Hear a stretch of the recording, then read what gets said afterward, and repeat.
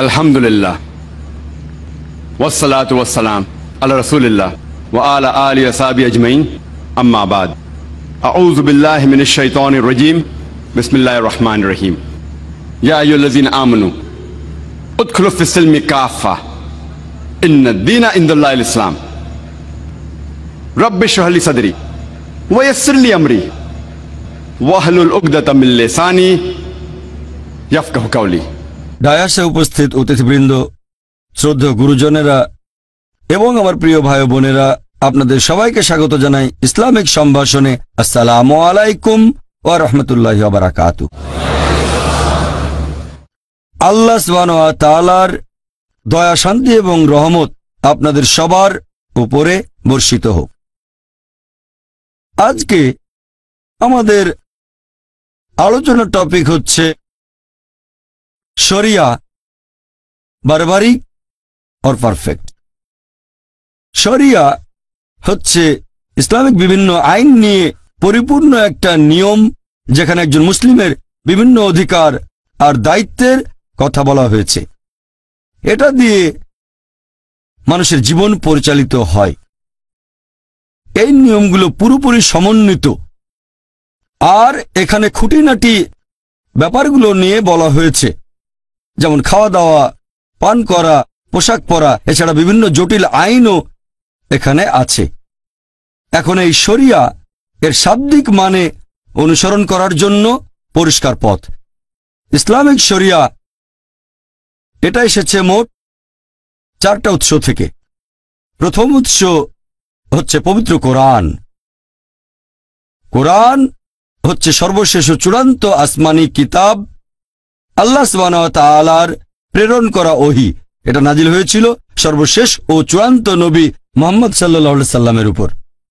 পবিত্র কোরআন হচ্ছে আল্লাহ তাআলার বাণী, আল্লাহ সুবহানাহু ওয়া তাআলার ওহী। এছাড়াও পবিত্র কোরআনকে বলা হয় ফুরকান, যে মাপকাঠি দিয়ে সত্যকে মিথ্যা থেকে আলাদা করা হয়। পবিত্র কোরআন মানুষের জন্য আল্লাহ সুবহানাহু ওয়া তাআলা নাজিল করেছেন মুহাম্মদ সাল্লাল্লাহু আলাইহি সাল্লামের উপর ফেরেশতা জিবরাইলের মাধ্যমে 1400 বছর আগে, আর নাজিল হয়েছে আনুমানিক 23 বছর ধরে। পবিত্র কোরআনে রয়েছে মোট 114টা সূরা বা অধ্যায়, আর এখানে আছে 6000-এরও বেশি আয়াত, 6000-এরও বেশি। আর পবিত্র কোরআন নাজিল হয়েছে আরবি ভাষায়। তবে অনেক বিশেষজ্ঞ ওনারা এই পবিত্র কোরআন মানে আল্লাহ সুবহানাহু ওয়া তাআলার এই বাণীকে পৃথিবীর বেশিরভাগ প্রধান ভাষাতেই অনুবাদ করেছেন। এই কোরআন আল্লাহ সুবহানাহু ওয়া তাআলার এই বাণী, এটা হচ্ছে ইসলামিক শরিয়ার সর্বোচ্চ আর সর্বপ্রথম উৎস। শরিয়ার দ্বিতীয় উৎস হচ্ছে সুন্নাহ। সুন্নাহ মানে আমাদের নবীর পথ, অথবা আমাদের নবী যে কাজগুলো করেছেন, আর এগুলো আছে সহিহ হাদিসে, আমাদের নবীর বিভিন্ন কাজ এবং কথা। এই সুন্নাহ বা সহিহ হাদিস হচ্ছে পবিত্র কোরআনের সহায়ক গ্রন্থ। এগুলো কোরআনের ব্যাখ্যা হিসেবে কাজ করে। এখানে কোরআনের বিভিন্ন আয়াতের ব্যাখ্যা দেওয়া থাকে, আর এই সুন্নতের মধ্যে আমাদের নবী মুহাম্মদ সাল্লাল্লাহু আলাইহি ওয়াসাল্লামের নির্দেশগুলো সবার প্রথমে আসবে, তারপর আসবে নবীর কাজগুলো। আবার অনেক সময় নবীর বিভিন্ন নির্দেশগুলো ভালোভাবে বোঝার জন্য দেখার প্রয়োজন হতে পারে সাহাবীগণ তখন কি করেছিলেন। আল্লাহ পবিত্র কোরআনে বলেছেন, অনেক জায়গায় আছে, যেমন সূরা নিসা অধ্যায় 4 আয়াত 59, আল্লাহ বলেছেন আতিউল্লাহ ওয়া আতিউর রাসূল, আল্লাহ এবং তার রাসূলকে মান্য করো। রাসূলকে মান্য করো মানে সুন্নতগুলো মেনে চলো, আমাদের নবী যেগুলো বলেছেন আর করেছেন। আর আমাদের নবী বলেছেন যে প্রথমে পবিত্র কোরআন দেখো, তারপর আমার উদাহরণ দেখো, আমার কথাগুলো, আর তারপর যদি বিস্তারিত জানতে চাও তাহলে আমার প্রজন্মকে দেখো, তার পরের প্রজন্ম দেখো এবং তারপরের প্রজন্ম। যদি আমাদের নবীর জীবনী সম্পর্কে আরো বিস্তারিতভাবে জানতে চান তিনি কি করেছেন, এখন আমাদের নবীর কথাগুলো সবচেয়ে ভালো বুঝেছিলেন নবীর সহচরগণ, অর্থাৎ সাহাবীগণ, যারা নবীর আমলে বেঁচে ছিলেন, আমাদের নবীকে দেখেছেন এবং ঈমানের সাথে মৃত্যুবরণ করেছেন। তাহলে আপনি যদি হাদিসগুলো ভালোভাবে বুঝতে চান, যদি কোনো মতভেদ থাকে তাহলে জীবনে দেখবেন সালেফে সালেহিনগণের, মানে 3টা প্রজন্ম। যদি আরো বিস্তারিত জানতে চান, আরো ব্যাখ্যা চান, তাহলে জীবনে দেখতে পারেন সাহাবীগণের তারপরের প্রজন্ম এবং তারপরের প্রজন্ম, ব্যাস। তাহলে আমাদের নবীর সুন্নত অর্থাৎ সহিহ হাদিস হচ্ছে শরিয়ার দ্বিতীয় উৎস। 3 নম্বর উৎস হচ্ছে ইজমা, তার মানে মতামতের উপর একটা জরিপ অথবা মতামত নিয়ে একটা চুক্তি। সাহাবেগণের মতামত আমাদের নবীর সহচর, সালফে সালেহিনগণের মতামতের উপর ভিত্তি করে সিদ্ধান্ত নেওয়া হয়। আর পাশাপাশি হিজরি প্রথম শতাব্দীর বিভিন্ন মুসলিম বিশেষজ্ঞের মতামতকেও এখানে গুরুত্ব দেওয়া হয়। যদি কোনো প্রশ্নের উত্তর পবিত্র কোরআনে না পান, যদি পবিত্র কোরআনে কিছু পরিষ্কার বলা না থাকে, তাহলে নবীর সুন্নতের ভেতরে খোঁজেন, মানে আমাদের নবীর সহিহ হাদিস। যদি সেখানে খুঁজে না পান, তাহলে আপনি যাবেন তৃতীয় উৎসে, আর সেটা হচ্ছে ইজমা, মতামতের ভিত্তিতে সিদ্ধান্ত নেয়া। এটা তৃতীয় উৎস। আর চতুর্থ উৎস হচ্ছে কিয়াস। কিয়াস মানে সাধারণত যুক্তির মাধ্যমে কোনো ব্যাপারে একটা সিদ্ধান্ত নেয়া। যদি আপনি এ ব্যাপারে সরাসরি কিছু না পান পবিত্র কোরআনে অথবা আমাদের নবীর হাদিসে অথবা কোনো ইজমাই, তাহলে আপনি সাধারণ যুক্তি ব্যবহার করে কোনো একটা সমস্যার সমাধান করতে কোরআনের অন্যান্য আয়াতের ভিত্তিতে অথবা নবীর হাদিসের ভিত্তিতে বা ইজমার ভিত্তিতে লজিক ব্যবহার করবেন। যদি বিশেষ একটা ব্যাপারে সরাসরি কিছু বলা না থাকে, তাহলে আপনি দেখবেন পবিত্র কোরআনের অন্যান্য আয়াতগুলো, নবীর সুন্নত আর ইজমা, এভাবে যুক্তি ব্যবহার করে একটা গ্রহণযোগ্য সমাধানের চেষ্টা করবেন। তবে এটা শুধুমাত্র ইজমার পরে ব্যবহার করা যাবে। এটা ব্যবহার করা যায় একটা ইসলামিক দেশে যেখানে সঠিক ইসলামিক শরিয়া মানা হয়। প্রধানত শরিয়ার উৎস এই 4টা। 1 নম্বর আর সবচেয়ে বেশি গুরুত্বপূর্ণ হচ্ছে পবিত্র কোরআন, আল্লাহ সুবহানাহু ওয়া তাআলার বাণী। 2 নম্বর আমাদের নবীর সুন্নত অর্থাৎ সহিহ হাদিস। 3 নম্বর হচ্ছে ইজমা, আর 4 নম্বর হলো কিয়াস। ইসলামিক শরিয়া হলো একটা পরিপূর্ণ আচরণ বিধি। এটা মানুষকে দেয় একটা পরিপূর্ণ জীবন ব্যবস্থা, আমরা কিভাবে জীবন কাটাবো। তবে দুর্ভাগ্যজনকভাবে আমরা দেখি যে মিডিয়া, পাশাপাশি ইসলামের অনেক সমালোচক বলে যে ইসলামিক শরিয়া আসলে বর্বরচিত। আর শরিয়ার বিরুদ্ধে তাদের যে অভিযোগ, তার মধ্যে আপনারা দেখবেন বেশিরভাগই 2টো বিষয়কে কেন্দ্র করে। একটা হচ্ছে ইসলামে বিভিন্ন শাস্তি, হয়তো তারা পোস্টার লিখে নয়তো বইয়ের প্রচ্ছদ বানাবে, একজন লোককে হয়তো খালি গায়ে করে চাবুক মারা হচ্ছে। আর দ্বিতীয় বিষয়টা হচ্ছে ইসলামে নারী, তাদের নাকি ছোট করা হয়, তারা দেখায় হিজাবের মধ্যে একজন মহিলা। এই 2টো বিষয় দিয়েই সাধারণ সমালোচকরা শরিয়াকে আক্রমণ করে আর বলে এটা বর্বরতা। এছাড়া আরো কিছু অভিযোগ।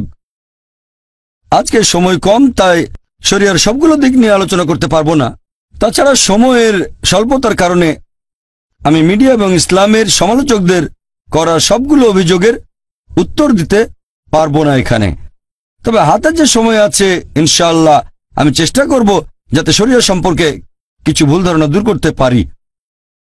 আমি আগেও বলেছি, প্রথম পয়েন্টটা, বেশিরভাগ পশ্চিমা লেখক আর ইসলামের সমালোচক শরিয়া ভিত্তিক শাস্তির প্রসঙ্গ তুলে ইসলামকে আক্রমণ করে। এখন ইসলামিক আইনে, ইসলামিক শরিয়ায় শাস্তিটা নাকি বর্বরচিত। ইসলাম একটা পরিপূর্ণ জীবন ব্যবস্থা, আর অন্যান্য জীবন ব্যবস্থার সাথে তুলনা করলে আপনি বুঝবেন পৃথিবীর বেশিরভাগ ধর্মই আসলে ভালো কথা বলে, বেশিরভাগ ধর্মই, ইসলাম সহ। তবে অন্যান্য ধর্মগুলোর সাথে ইসলামের পার্থক্যটা হচ্ছে ইসলাম ভালো কথা বলার পাশাপাশি আমাদের পথ দেখিয়ে দেয় যে কিভাবে এই ভালো অবস্থা অর্জন করব। যেমন ধরেন, পৃথিবীর সবগুলো প্রধান ধর্মই আমাদের বলে যে চুরি করা উচিত না। হিন্দুইজম বলছে চুরি করো না, খ্রিস্টান ধর্ম বলছে চুরি করো না, ইসলামও বলছে চুরি করো না। তাহলে ইসলামের সাথে অন্যান্য জীবন দর্শন বা অন্যান্য ধর্মগুলোর মধ্যে পার্থক্যটা কি? এখানে পার্থক্য হচ্ছে যে ইসলাম ভালো কথাগুলো বলার পাশাপাশি আমাদেরকে এটাও দেখিয়ে দেয় যে কিভাবে এই ভালো অবস্থা অর্জন করব। ইসলামিক শরিয়া অনুযায়ী এখানে ইসলামের তৃতীয় স্তম্ভ হচ্ছে যাকাত।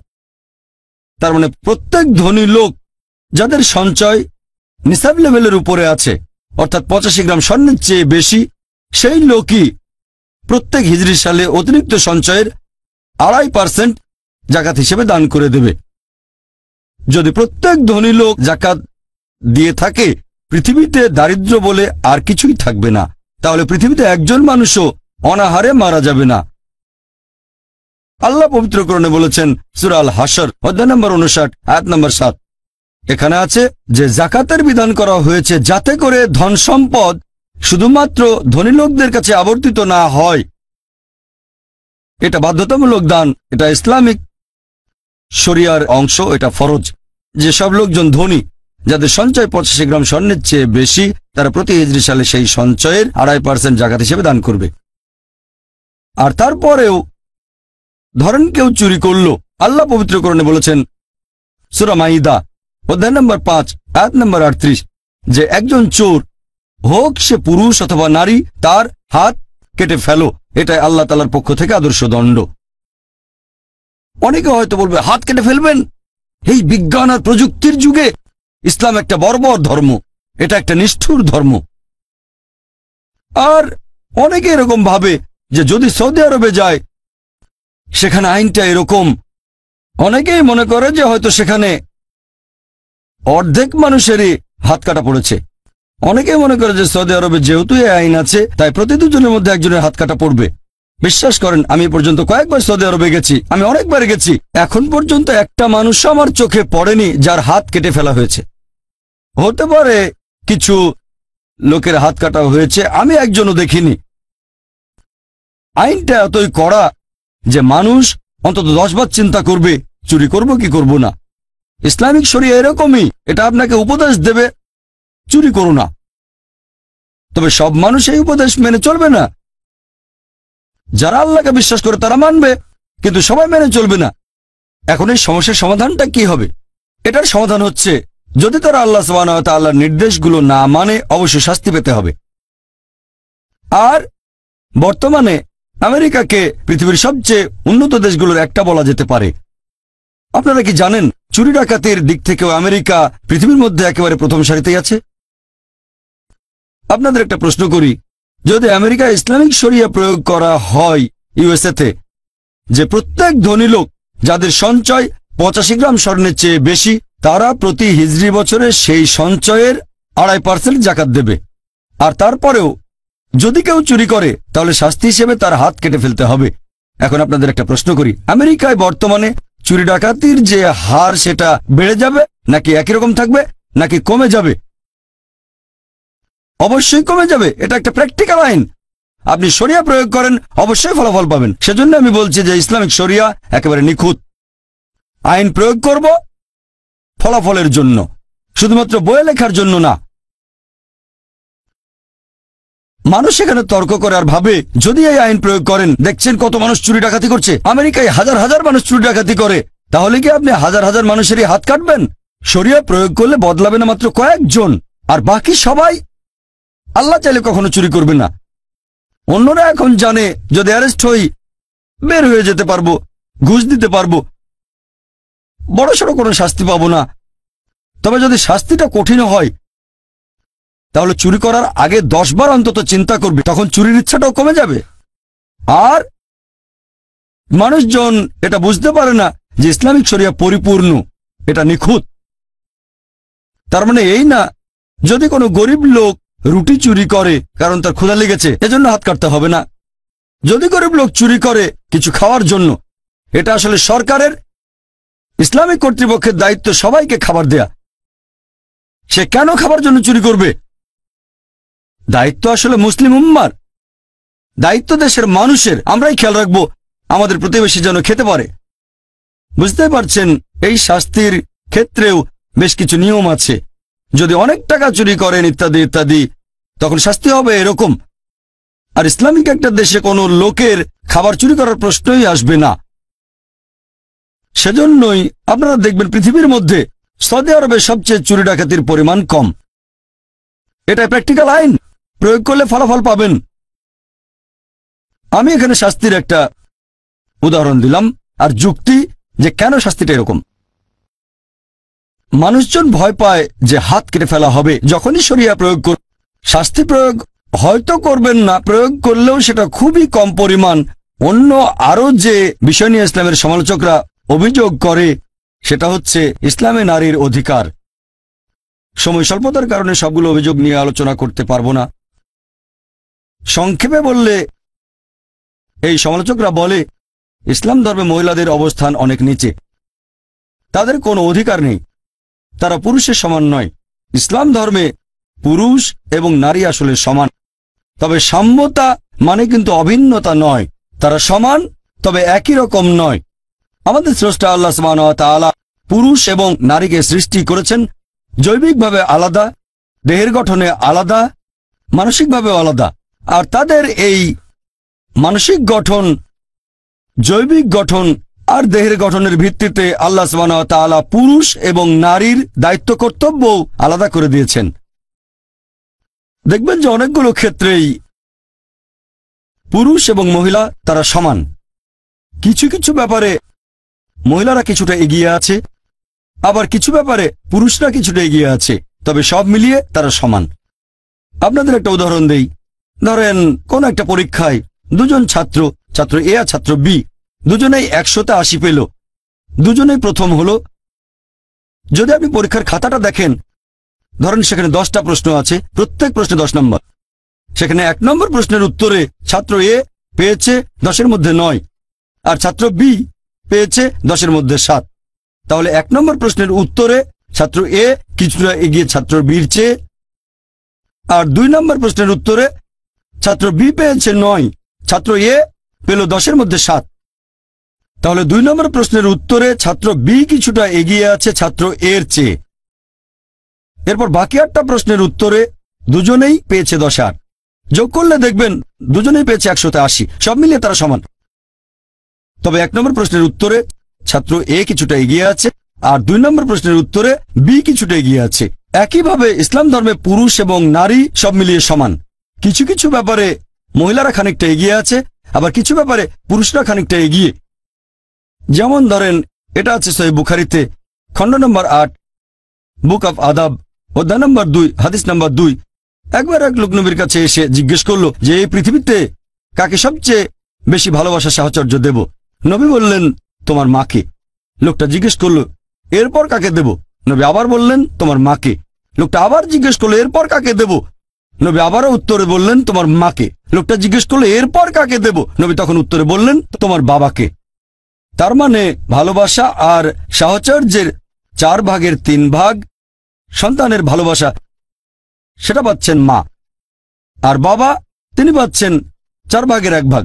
এক কথায় মা পাচ্ছেন গোল্ড মেডেল, পাচ্ছেন সিলভার মেডেল, এছাড়াও পাচ্ছেন ব্রোঞ্জ মেডেল, আর বাবাকে শুধু সান্ত্বনা পুরস্কার নিয়ে সন্তুষ্ট থাকতে হচ্ছে।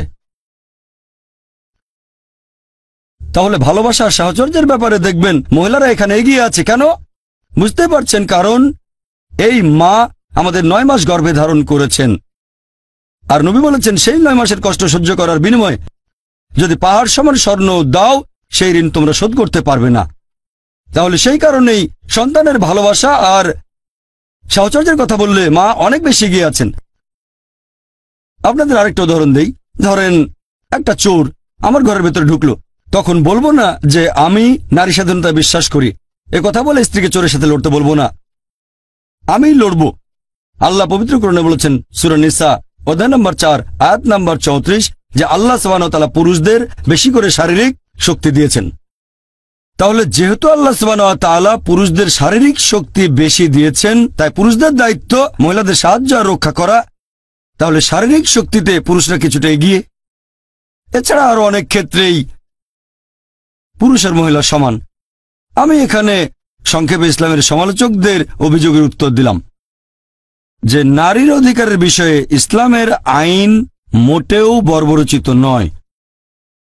আরো বিস্তারিত জানতে আমার ভিডিও ক্যাসেট দেখতে পারেন, women's right in Islam, মডার্নাইজিং or outdated. একথা আগেও বলেছি যে বেশিরভাগ ধর্মই সাধারণত ভালো কথা বলে থাকে, তবে ইসলাম ভালো কথা বলার পাশাপাশি আমাদের দেখিয়ে দেয় যে কিভাবে ভালোটা অর্জন করব। আজকে অনেকে আপত্তি জানায়, বিভিন্ন রকমের মতামত, যে আইনটা কেমন হওয়া উচিত। এরকম একটা কমন অভিযোগ হচ্ছে ইসলামে মহিলাদের অবস্থান বেশ নিচে। এর কারণটা ইসলামিক হিজাব। তারা বলে যে ইসলামিক হিজাব মোটেও শালীনতা প্রকাশ করে না, শালীনতার জন্য না, হিজাব করা হয় মহিলাদের নিচে রাখার জন্য। আপনারা যদি বর্তমানের আশেপাশে একটু ভালো করে দেখেন যে শালীনতার সংজ্ঞা এক এক মানুষের কাছে এক এক রকম হতে পারে, পরিবেশের উপর ভিত্তি করে আর সমাজের উপর। যেমন ধরেন মুসলিম আরব দেশগুলোতে কোনো মহিলার দিকে তাকানো, একজন মহিলাকে দেখা, এটাকে বলা হয় অশালীনতা। আমাদের দেশ ভারতে মহিলাদের দিকে তাকাতে পারেন, কথা বলতে পারেন, কিন্তু স্পর্শ করলে সেটা অশালীনতা। সেজন্য অভিবাদন জানানোর সময় ভারতে হাত জোড় করে। ভারতের পরিবেশে কোনো মহিলাকে স্পর্শ না করলে বলা হবে শালীনতা। আবার পশ্চিমা দেশগুলোতে হ্যান্ডশেক করা, পুরুষ আর মহিলা হ্যান্ডশেক করছে, এটাই ভদ্রতা। হ্যান্ডশেক করা, কথা বলা বা দেখতেও পারেন, কোনো সমস্যা নেই। সত্যি বলতে, যদি কোনো মহিলা হাত বাড়িয়ে দেয় অথবা কোনো পুরুষ হাত বাড়িয়ে দেয় আর অন্যজন হ্যান্ডশেক না করে, তাহলে ধরে নেওয়া হবে যে সে অশিক্ষিত অথবা ভদ্রতা জানে না। তাহলে পশ্চিমে হ্যান্ডশেক করাই হচ্ছে শালীনতা। আবার কিছু পশ্চিমা দেশে মহিলাদের চুমুও দিতে পারবেন, সেখানে সবার সামনে চুমু দিতে পারবেন, গালে ঠোঁটে, কোনো সমস্যা নেই, এটাই শালীনতা। আবার কিছু পশ্চিমা দেশে যা খুশি তাই করতে পারবেন। একটা ছেলে আর একটা মেয়ে তাদের পারস্পরিক সম্মতিতে করতে পারবে যা খুশি তাই, সেটাকেই বলা হবে শালীনতা। শালীনতার সঙ্গে এক এক জায়গায় এক এক রকম। এখন আমরা কিভাবে যাচাই করব কোনটা সবচেয়ে ভালো আর কোনটা শালীনতা? যেমন ধরেন আপনি আমেরিকায় গেলেন বা পশ্চিমা কোনো দেশে, সেখানে কোনো একটা যুবতী হয়তো পরেছে মিনি স্কার্ট বা শর্টস, সেখানে এটাই শালীনতা। সেই মহিলা যদি ভারতে আসে অথবা ভারতে কোনো মেয়ে যদি, যেমন ধরেন মাদ্রাজে মিনি স্কার্ট বা শর্টস পরল, তাকে তখন বলা হবে অশালীন। ঠিক না ভুল? হ্যাঁ কি না? আমি কয়েক বছর আগে আমেরিকায় গিয়েছিলাম। একজন আমেরিকান আমাকে বলল যে ভারতীয় মহিলারা খুবই অভদ্র, অশালীন। আমি তো অবাক যে ভারতীয় মহিলারা অশালীন কিভাবে হয়। সে তখন বলল যে ভারতীয় মহিলারা পোশাক পরে শাড়ি আর বের করে রাখে পেট। তাহলে আমেরিকানদের কাছে পেট বের করে রাখাটা অশালীনতা। আমি ভাবলাম লোকটার কথার পেছনে ভালো যুক্তি আছে। তার কাছে শালীনতা মানে আমাদের পেট ঢাকতে হবে। এখন আমরা ভারতীয়রা মনে করি যে শালীনতা বজায় রাখি, কিন্তু পশ্চিমাদের কাছে পেট বের করে রাখাটা অশালীনতা। তাহলে কে ঠিক করবে যে কোনটা শালীনতা কোনটা অশালীনতা? সবচেয়ে ভালো যিনি বলতে পারবেন তিনি আমাদের স্রষ্টা আল্লাহ সুবহানাহু ওয়া তাআলা, সর্বশক্তিমান ঈশ্বর। আসুন এবার দেখি যে ইসলামিক শরিয়াতে কি বলা হয়েছে, কোরআন এবং হাদিস শালীনতা সম্পর্কে কি বলছে। আর অনেকে অভিযোগ করে যে ইসলাম হিজাবের মাধ্যমে মহিলাদের নিচু করে রাখে। তাদের উদ্দেশ্যে বলবো, আপনারা যদি ইতিহাস দেখেন, ব্যাবিলনের সভ্যতার সময় তারা মহিলাদের সাথে খুব খারাপ ব্যবহার করত। একজন লোক কাউকে খুন করলে সেই লোককে শাস্তি না দিয়ে তার স্ত্রীকে মৃত্যুদণ্ড দেওয়া হতো। আর গ্রিক সভ্যতায় তাদের পৌরাণিক কাহিনীতে একটা কাল্পনিক মহিলা চরিত্র প্যান্ডোরা, যে পৃথিবীর সব দুর্ভোগ আর দুর্দশার কারণ। প্রথম দিকে তারা পবিত্রতা বিশ্বাস করত, কিন্তু পরবর্তীতে খ্যাতি লোভের কারণে পতিতাবৃত্তি বেড়ে গিয়েছিল। তারপর রোমান সভ্যতায় নগ্নতা ছিল কমন, পতিতাবৃত্তি, অবাধ যৌনাচার ছিল কমন। মিশরীয় সভ্যতা দেখেন, সেখানে মহিলাদের বলা হতো শয়তানের চিহ্ন। আর পবিত্র কোরআন নাজিল হওয়ার আগে আরব সভ্যতায় যদি কোনো কন্যা সন্তান জন্মাতো তাকে মেরে ফেলা হতো, জীবন্ত কবর দেওয়া হতো। ইসলাম হলো প্রথম ধর্ম, আর মুহাম্মদ সাল্লাল্লাহু আলাইহি সাল্লাম প্রধান উদ্যোক্তা, যিনি মহিলাদের উপরে তুলেছেন। আর ইসলাম ধর্ম মহিলাদের অধিকার দেওয়ার পরে তাদের এই পথটাও দেখিয়ে দিচ্ছে যে কিভাবে স্বাধীনতা বজায় রাখতে হবে, কিভাবে অধিকার বজায় রাখতে হবে, অবস্থান বজায় রাখতে হবে। আর এই কারণে হিজাবের ব্যবস্থা করা হয়েছে। মানুষ সাধারণত মহিলাদের হিজাবের কথা বলে, তবে আল্লাহ সুবহানাহু ওয়া তাআলা তার আসমানি কিতাব পবিত্র কোরআনে প্রথমে বলেছেন পুরুষদের হিজাবের কথা, তারপর মহিলাদের হিজাব। আল্লাহ পবিত্র কোরআনে বলেছেন সূরা নূর অধ্যায় নম্বর 24 আয়াত নম্বর 30, মুমিন পুরুষদের বলো তারা যেন দৃষ্টি সংযত রাখে, লজ্জাস্থানের হেফাজত করে। যখন একজন পুরুষ কোনো মহিলাকে দেখবে তখন মাথায় কোনো খারাপ চিন্তা আসলে সে দৃষ্টি নিচু করবে, মনে কোনো নির্লজ্জ চিন্তা আসলে দৃষ্টি নিচু করবে। একবার একজন মুসলিম অনেক সময় ধরে একটা মেয়েকে দেখছিল। আমি বললাম, ভাই তুমি কি করছো? ইসলামে তো এটার অনুমতি নেই। সে আমাকে বলল, আমাদের প্রিয় নবী বলেছেন প্রথমবার দেখার অনুমতি আছে, দ্বিতীয়বার দেখা নিষিদ্ধ। আমার প্রথমবারের দেখা অর্ধেক শেষ হয়নি। নবী কথা দিয়ে কি বুঝিয়েছেন যে প্রথমবার দেখার অনুমতি আছে, দ্বিতীয়বার দেখা নিষিদ্ধ? তার মানে এই না যে 10 মিনিট ধরে আপনি পলক না ফেলে একটা মেয়েকে দেখবেন আর বলবেন অর্ধেক দেখা শেষ হয়নি। এর মানে যদি অনিচ্ছাকৃতভাবে কোনো মহিলাকে আপনি দেখে ফেলেন, ইচ্ছাকৃতভাবে তাকে আরেকবার দেখবেন না, সৌন্দর্য উপভোগ করবেন না। পরের আয়াতটা বলছে মহিলাদের হিজাবের কথা।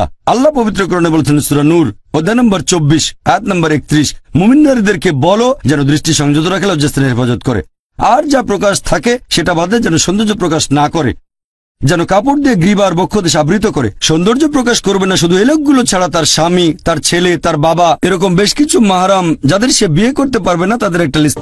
এই হিজাব পালনের শর্ত আছে মোট 6টা। এগুলো বলা আছে পবিত্র কোরআন এবং সহিহ হাদিসে। প্রথমটা হচ্ছে হিজাবের সীমা, পুরুষদের জন্য নাভি থেকে হাঁটু পর্যন্ত, মহিলাদের ক্ষেত্রে পুরো শরীর ঢাকা থাকবে, শুধু যে অংশটা দেখা যেতে পারে সেটা মুখমণ্ডল আর কবজি পর্যন্ত হাত। তবে অনেক বিশেষজ্ঞ বলেন এগুলো ঢেকে রাখতে হবে। হিজাবের বাকি 5টা শর্ত পুরুষ এবং মহিলাদের একই। 2 নম্বর, তারা যে পোশাকটা পরবে সেটা হবে ঢিলেঢালা, শরীরের গঠন বোঝা যাবে না। 3 নম্বর, এমন স্বচ্ছ হবে না যাতে ভেতর থেকে দেখা যায়। 4 নম্বর, পোশাক এমন আকর্ষণীয় হবে না যাতে বিপরীত লিঙ্গ আকৃষ্ট হয়। 5 নম্বর, পোশাকটা বিপরীত লিঙ্গের পোশাকের মতো হবে না। আর 6 নম্বর, পোশাকের মধ্যে অবিশ্বাসীদের কোনো চিহ্ন থাকতে পারবে না। এই হলো হিজাব পালনের 6টা শর্ত।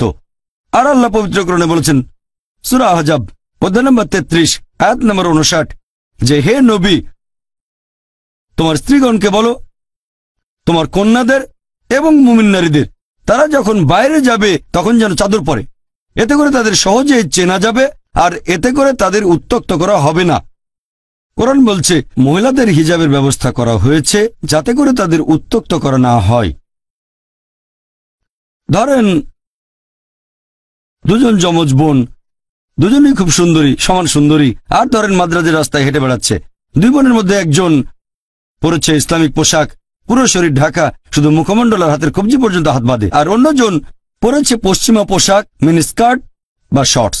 আর ধরেন রাস্তার পাশেই দাঁড়িয়ে আছে একটা বখাটে ছেলে, শিকারের জন্য অপেক্ষা, মেয়েদের উত্ত্যক্ত করবে। আমি আপনাদের প্রশ্ন করছি, সে কোন মেয়েটাকে উত্ত্যক্ত করবে? ইসলামিক হিজাব পরা মেয়েটাকে, নাকি সেই মেয়েকে যে পরেছে পশ্চিমা পোশাক, মিনি স্কার্ট বা শর্টস? কাকে উত্ত্যক্ত করবে? আপনারাও জানেন সেই মেয়েটাকে যে পরেছে মিনি স্কার্ট বা শর্টস। তাহলে কোরআন ঠিকই বলেছে যে মহিলাদের জন্য হিজাবের ব্যবস্থা করা হয়েছে যাতে করে তাদের উত্ত্যক্ত করা না হয়। আর তারপরেও যদি একজন পুরুষ কোনো মহিলাকে ধর্ষণ করে, ইসলামিক শরিয়া বলছে তাকে মৃত্যুদণ্ড দেয়া হবে। তখন মানুষ হয়তো বলবে, মৃত্যুদণ্ড? এই বিজ্ঞান আর প্রযুক্তির যুগে ইসলাম একটা বর্বর ধর্ম, এটা একটা নিষ্ঠুর ধর্ম, খুবই নির্দয় জীবন ব্যবস্থা। তখন আমি একটা প্রশ্ন করি, আর এই প্রশ্নটা এই পর্যন্ত অনেক অমুসলিমকে আমি করেছি, যে ধরেন আল্লাহ না করুক কেউ আপনার মাকে ধর্ষণ করলো, আর আপনি সেখানে বিচারক, সেই ধর্ষককে আপনার সামনে নিয়ে আসা হলো, তখন তাকে কি শাস্তি দেবেন? বিশ্বাস করেন 100% অমুসলিম উত্তরে বলেছে আমি তাকে মৃত্যুদণ্ড দেব। তাহলে কেন এই দুমুখ নীতি? কেউ আপনার মাকে ধর্ষণ করলে তাকে দেবেন মৃত্যুদণ্ড, আর অন্য কাউকে ধর্ষণ করলে আপনি বলবেন যে ইসলাম একটা বর্বর ধর্ম। কেউ আপনার মাকে ধর্ষণ করলে তাকে দেবেন মৃত্যুদণ্ড, আর অন্য কারো মা ধর্ষিত হলে তখন আপনিই বলবেন যে মৃত্যুদণ্ড আসলে একটা বর্বরতা। কেন এই দুমুখ নীতি? মাত্র একজন লোক একটু অন্যরকম বলেছিল, স্মার্ট একজন আমেরিকান। প্রশ্নোত্তর পর্বে লোকটা আমার সাথে কথা বলেছিল। সে বলেছিল যে ভাই জাকির, কেউ আমার মাকে ধর্ষণ করলে আমি তাকে মৃত্যুদণ্ড দেব না, আমি তাকে 5 বছরের জন্য কারাদণ্ড দেব, একেবারে সশ্রম কারাদণ্ড। ভালো, আপনি কি জানেন যে আমেরিকার পরিসংখ্যান অনুযায়ী যেসব লোক ধর্ষণের দায়ে শাস্তি ভোগ করে, জেল থেকে বের হয়েই এর মধ্যে 95%-এর বেশি লোক আবার ধর্ষণ করে? যদি চান আপনার মা বাবা ধর্ষিত হবে সেটা আপনার ব্যাপার, মুসলিমরা চায় না আমাদের মা বাবা ধর্ষিত হোক। সে বলল এরকম হলে তাকে প্রথমবারই মৃত্যুদণ্ড দেব। আর আপনারা দেখবেন যে আমেরিকা পৃথিবীর সবচেয়ে উন্নত দেশগুলোর মধ্যে একটা। এটা কি জানেন যে FBI এর একটা পরিসংখ্যান অনুযায়ী শুধুমাত্র 1990 সালে 1,02,555টা ধর্ষণের অভিযোগ রিপোর্ট করা হয়েছে। এক বছরে 1,02,555টা ধর্ষণের রিপোর্ট। আর FBI বলছে মাত্র 16% ধর্ষণের ঘটনা রিপোর্ট করা হয়। যদি জানতে চান আসলে কতজন ধর্ষিত হয়েছে তাহলে 6.25 দিয়ে গুণ করেন, আপনারা দেখতে পাবেন যে 6,40,968টা ধর্ষণের ঘটনা ঘটেছে 1990 সালে শুধুমাত্র আমেরিকায়। যদি এই সংখ্যাটাকে 365 দিয়ে ভাগ করেন তাহলে দেখবেন যে প্রতিদিন 1,756 জন ধর্ষিত হয়েছে আমেরিকায়। FBI এর রিপোর্ট অনুযায়ী 1990 সালে প্রতিদিন 1,756 জন। আরও একটা রিপোর্ট তৈরি করেছে National Crime Victimization Survey Bureau, US department of justice. সেখানে বলা হয়েছে যে 1996 সালের প্রত্যেক দিন গড়পড়তায় 2,713টা ধর্ষণের ঘটনা ঘটেছে। 2,713, তার মানে প্রতি 32 সেকেন্ডে একটা ধর্ষণের ঘটনা ঘটেছে আমেরিকায় 1996 সালে।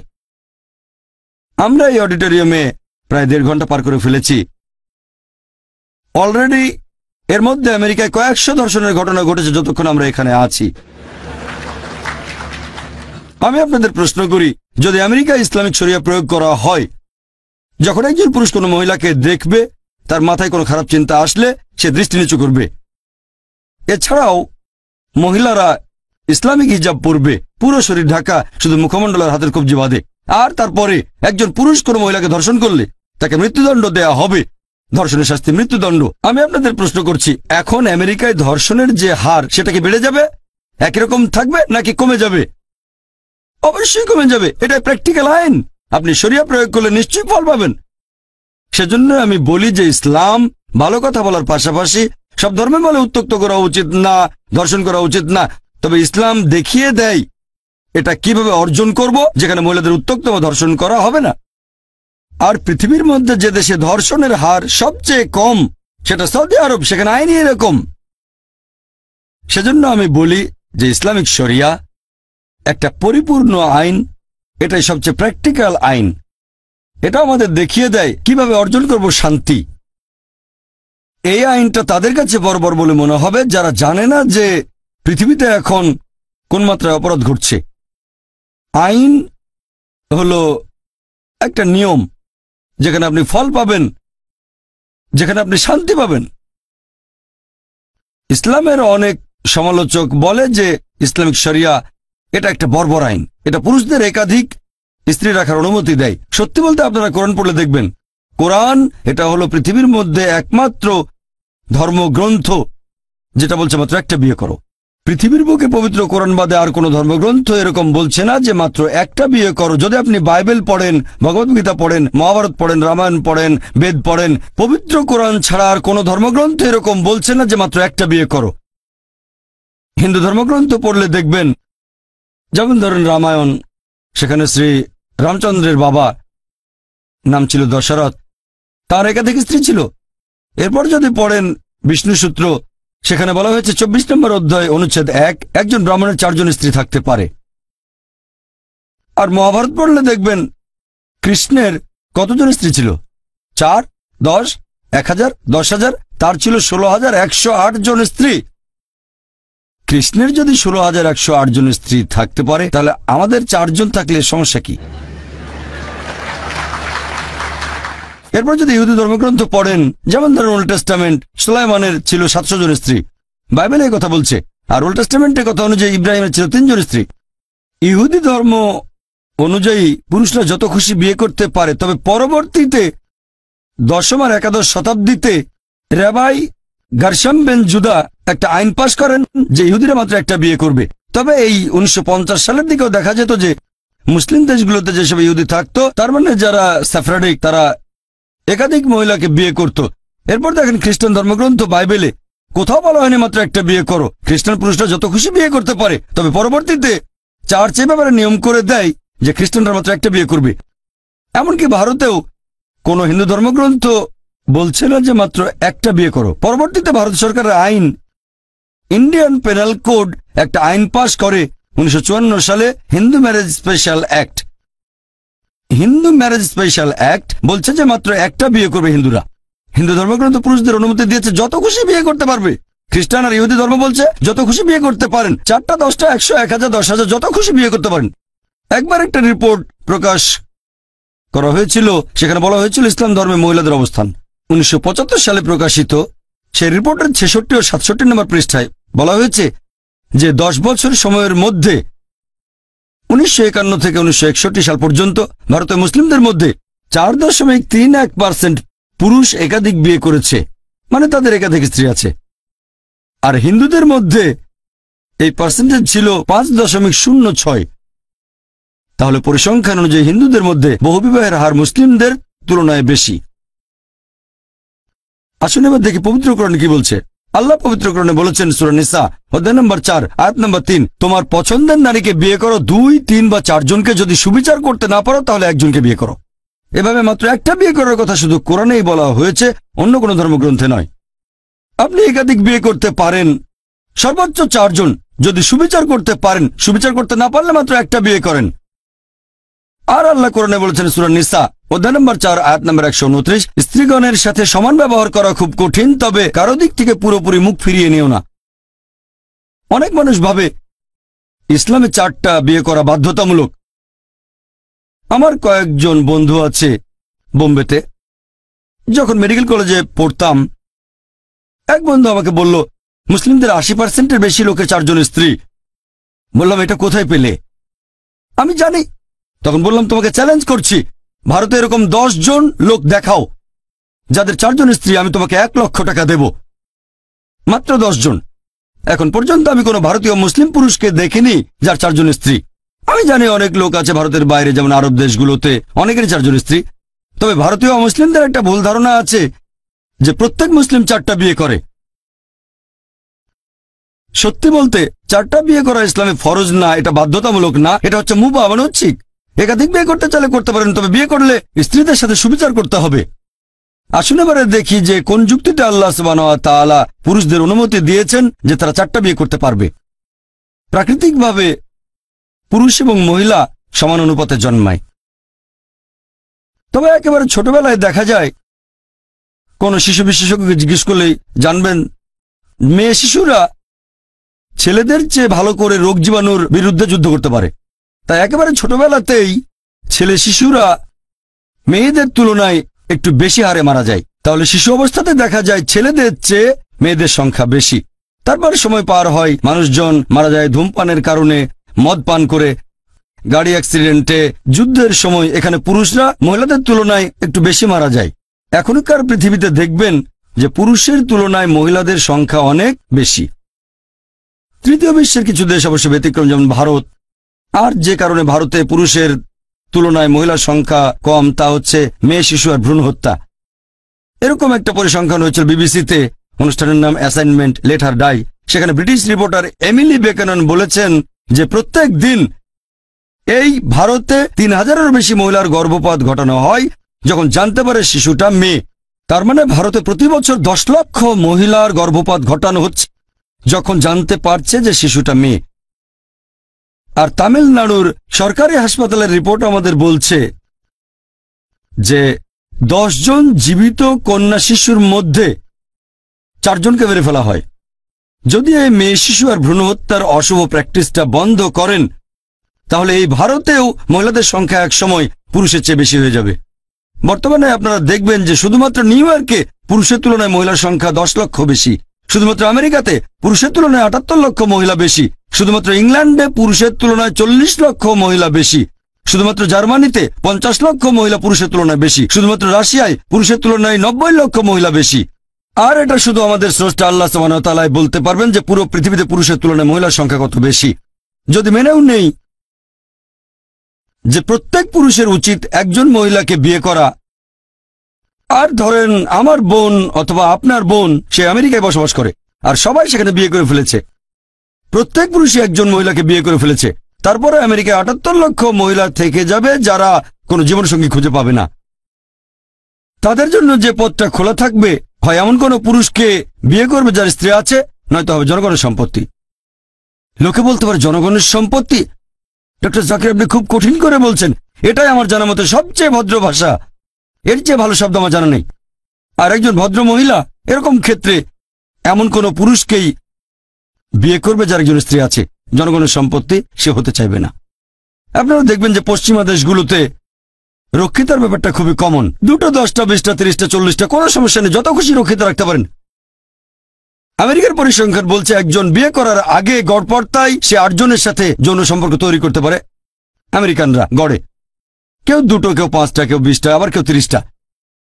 বিয়ের আগে 8 জনের সাথে যৌন সম্পর্ক হচ্ছে, এটা তারা হজম করতে পারে, কিন্তু একাধিক মহিলাকে বিয়ে করাটা তারা হজম করতে পারে না। তুলনা করলে দেখবেন কোন মহিলা যখন রক্ষিতা তখন সে কোনো সম্মান পায় না, কোনো অধিকার পায় না। আর একজন মহিলা যদি কারো দ্বিতীয় স্ত্রীও হয়, আলহামদুলিল্লাহ, সে তখন অধিকার পায়, উপযুক্ত সম্মান পায়, নিরাপত্তা পায়। তাহলে আপনারা বুঝতে পারছেন যে কারণে ইসলাম ধর্ম অনুমতি দিয়েছে যে কিছু পুরুষ একাধিক মহিলাকে বিয়ে করতে পারে, সেটা হলো যাতে মহিলাদের শালীনতা বজায় থাকে, তাদের অসম্মান করার জন্য না। এছাড়াও আপনারা দেখবেন যে ইসলাম ধর্মে মহিলাদেরকে বলা হয় মহসেনা, অর্থাৎ শয়তানের বিরুদ্ধে দুর্গ। আর অন্যান্য ধর্মে মহিলাদেরকে বলা হয় শয়তানের প্রধান অস্ত্র।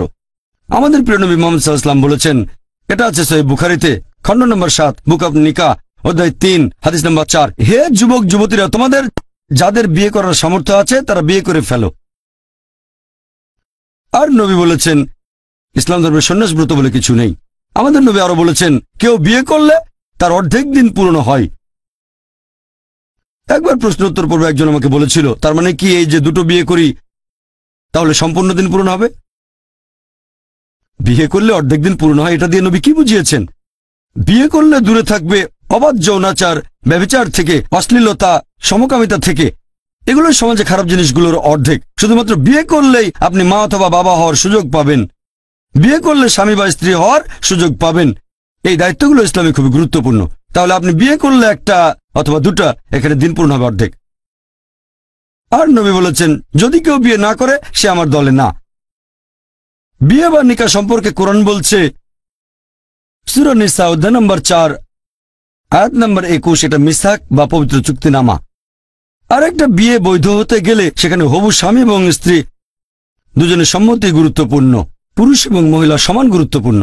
আমাদের প্রিয় নবী বলেছেন, এটা আছে সহিহ বুখারীতে, খণ্ড নম্বর 7, বুক অব নিকাহ, অধ্যায় নম্বর 69, হাদিস নম্বর 49। একবার এক মহিলা নাম খানসা বিনতে খাদেম আল আনসারিয়া নবীর কাছে আসলো আর নবীকে বলল যে আমার বাবা জোর করে আমার অপছন্দের লোকের সাথে আমাকে বিয়ে দিয়েছে।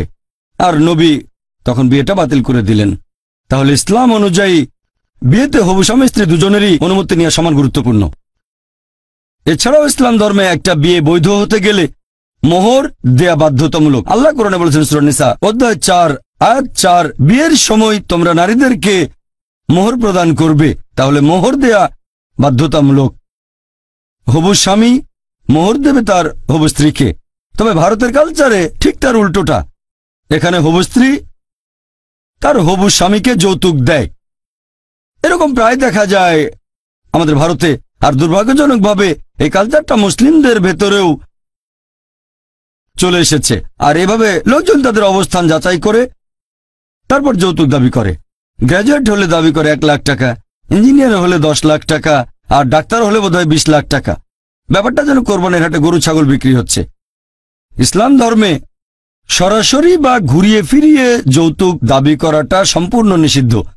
আপনি এভাবে বলতে পারবেন না যে আমার ছেলে মার্সিডিজ গাড়ি চালাতে পছন্দ করে, তার মানে যৌতুক হিসেবে মার্সিডিজ বেঞ্চ দিতে হবে। আমার ছেলে 3 বেডরুমের অ্যাপার্টমেন্ট খুব পছন্দ করে, তার মানে যৌতুক হিসেবে 3 বেডরুমের অ্যাপার্টমেন্ট দিতে হবে। প্রত্যক্ষ বা পরোক্ষভাবে যৌতুক দাবি করা ইসলাম ধর্মে নিষিদ্ধ। মেয়ের বাবা মা যদি স্বেচ্ছায় কিছু দেয় তাহলে কোনো সমস্যা নেই, তবে প্রত্যক্ষ বা পরোক্ষভাবে যৌতুক দাবি করা নিষিদ্ধ। তার বদলে হবু স্বামী এখানে তার হবু স্ত্রীকে বিয়ের সময় মোহর দেবে।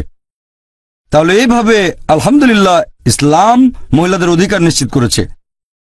আল্লাহ পবিত্র কোরআনে বলেছেন সূরা নূর অধ্যায় নম্বর 24 আয়াত নম্বর 4 যে যদি কোনো লোক একজন মহিলার শালীনতা সম্পর্কে অভিযোগ করে, কেউ যদি বলে অমুক মহিলা ভালো না, অশালীন, আর সে যদি 4 জন সাক্ষী উপস্থিত করতে না পারে, তাদের প্রত্যেককে 80 বার চাবুক মারা হবে।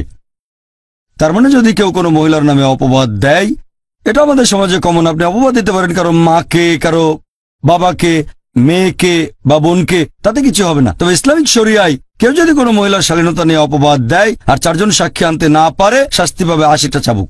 আবার ধরেন 4 জন সাক্ষী আনলো, যদি কেউ তার মিথ্যা সাক্ষ্য দিয়ে ধরা পড়ে, তাহলে সবাইকে 80 চাবুক মারা হবে।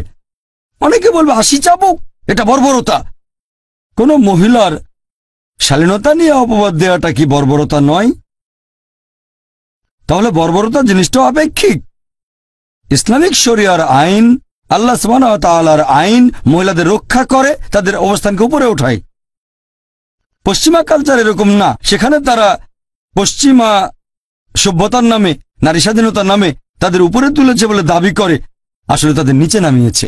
তাদের বানিয়েছে উপপত্নী, রক্ষিতা আর ভোগের বস্তু। এগুলো তারা লুকিয়ে রাখে আর্ট কালচারের রঙিন পর্দার পেছনে। পশ্চিমা সমাজ নারী স্বাধীনতার কথা বললেও আসলে তাদের নিচে নামিয়েছে। দাবি করে মহিলাদের উপরে তুলেছে, কিন্তু তাদের আরো নিচে নামিয়েছে।